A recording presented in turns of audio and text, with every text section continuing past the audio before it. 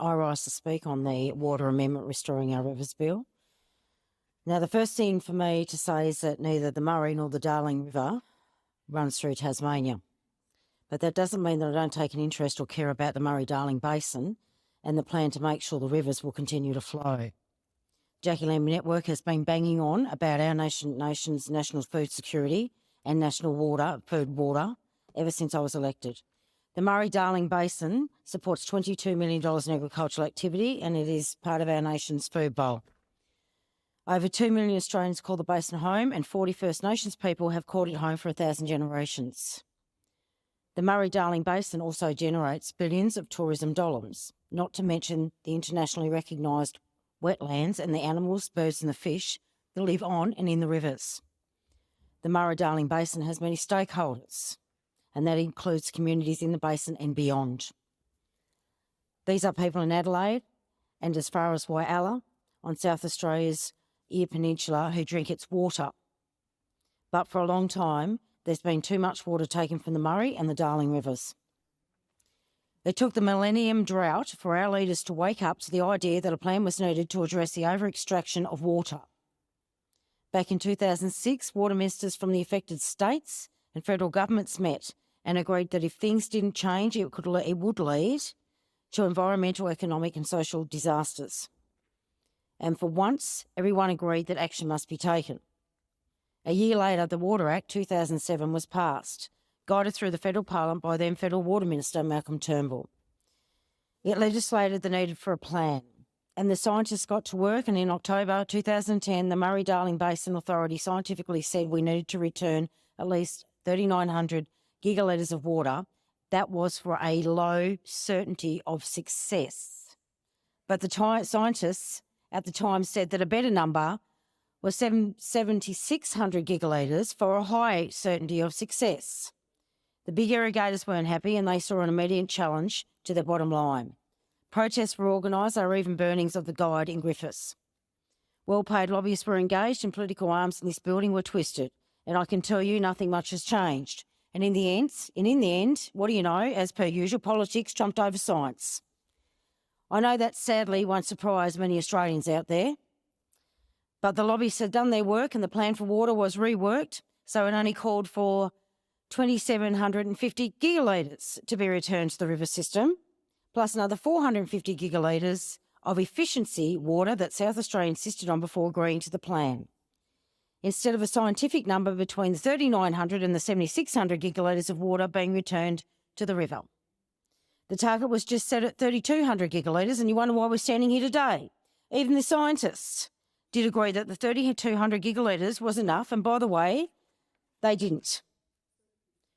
To make matters worse, the government hadn't factored in climate change, which of course, making the situation even worse.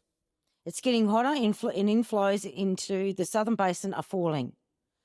So less water is going in, more is lost through evaporation, and there has been no reduction in what's been taken out of the river. $13 billion was set aside to implement this scientifically flawed plan. And what happened? It failed.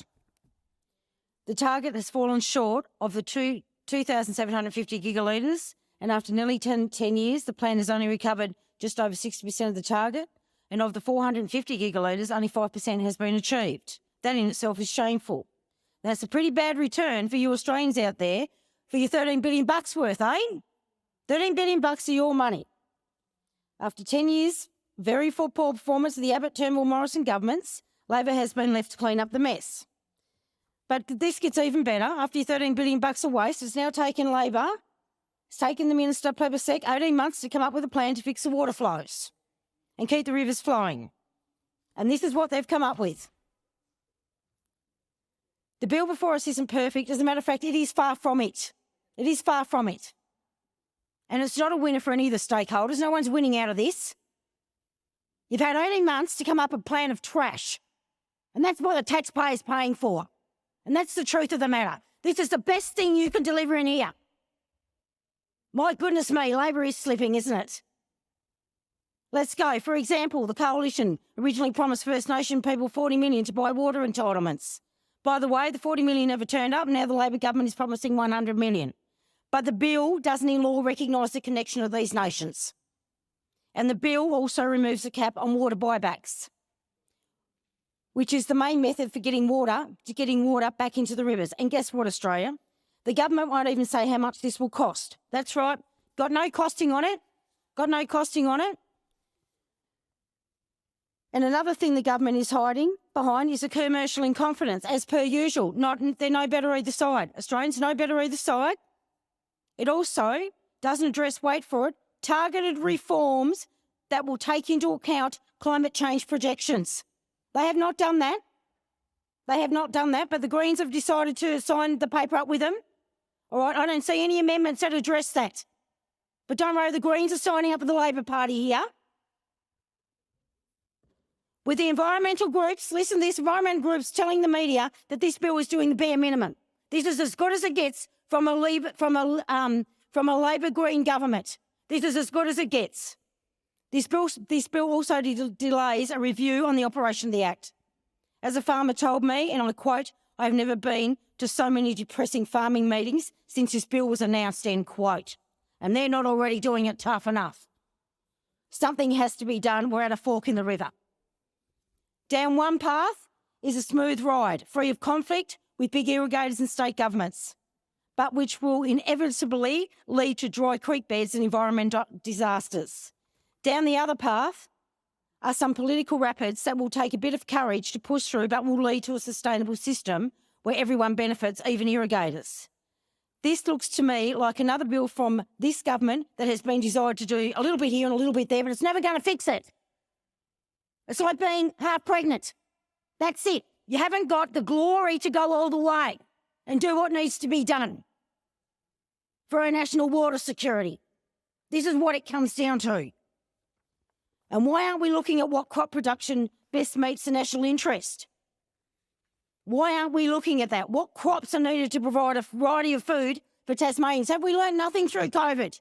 We learned nothing through COVID on that side. Obviously not. Which community and businesses can be transitioned so they can survive into the future? Where's all that done? Look at the cotton and the almonds, crops that use hundreds of gigalitres of water, but we ship it off so huge hedge funds, that's all right, the hedge funds and big business can make mega profits. Don't worry about our food and water security in Australia. Don't worry about that.